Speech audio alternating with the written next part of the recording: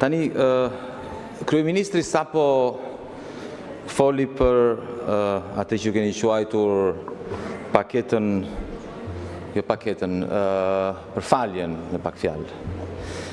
Zoti Ministër, mund na i shpjegoni një sekond tani, sepse ju po thoni që kushdo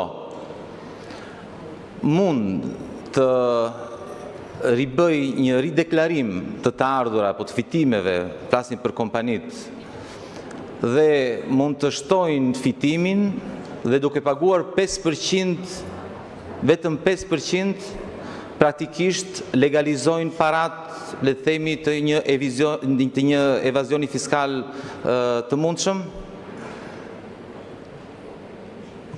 Pastaj ka mundësi të flas prapë, zoti kryetar, apo një pyetje s'ka, vetëm me një pyetje kemi. Pyetjen edhe përgjigje. Po, në lidhje me këtë pyetje, unë do të marr një përgjigje, se s'kam si të bëj një pyetje tjetër, po s'mora përgjigje.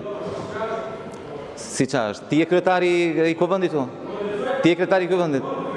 Zoti Sheh, do keni kohën tuaj për të diskutuar ku mund të adresoni. Jo, unë dua të bëj pyetje, kjo është shumë e rëndësishme, zoti kryetar. Shiko, e di pse pyet se nuk është dialog. Më falni, që të shpjegojmë. Që të shpjegojmë. Atëherë, këtu kemi të bëjmë me një rrezik shumë të madh, sepse nëse ju hapni këtë mundësi, praktikisht kushdo që ka para të pista në Republikën e Shqipërisë për të pastruar, paguan 5% dhe i pastron. Jo gjoba, jo. Kryeministri foli, jo, nuk janë gjoba. Përveç se kryetari i Kuvendit edhe ministri i Financave. Tani, këtë duam të kuptojmë nga ministri i Financave, nëse unë, shiko, e bëj shumë të thjesht, zoti ministër, shumë të thjesht. E di që është e vështirë të bëjnë gjërat e thjeshta, se ju i bëni qëllimisht të ndërlikuara që mos marri vesh askush asgjë. E zëm se unë me kompaninë time, vitin e kaluar, kam deklaruar 100.000 euro fitim. Dhe ka...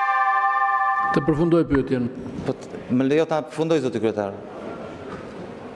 Dhe nuk kam deklaruar 100.000 tjera e zëm.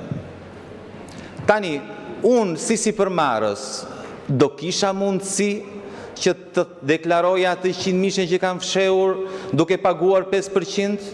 Kjo është pyetja, zoti ministër. Faleminderit.